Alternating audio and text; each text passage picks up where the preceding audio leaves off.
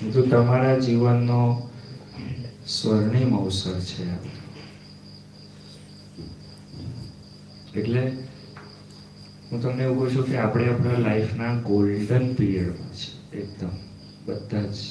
કેમ કે આપણે સભાન અવસ્થાની અંદર શ્રીજી મહારાજના સનાતપણાનો અનુભવ કરી રહ્યા છીએ.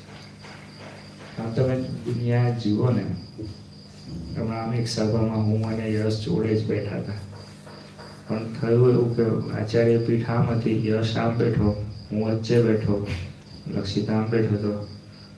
એટલે મારે આચાર્યના દર્શન કરવા હોય ને તો ભેળા યશના પણ દર્શન થાય.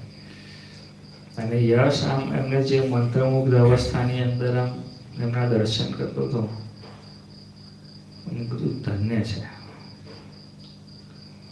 તમને એવું કહું છું કે આ સ્થૈર્ય લાવવાનું ક્યાંથી?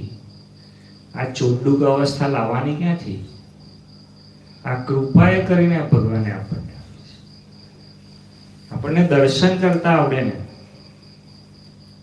આપણને સ્થિર થઈ જતા આવડે, આપણને એ વખતની મજા માણતા આવડે, એનાથી મોટું ભગવાનની આપણે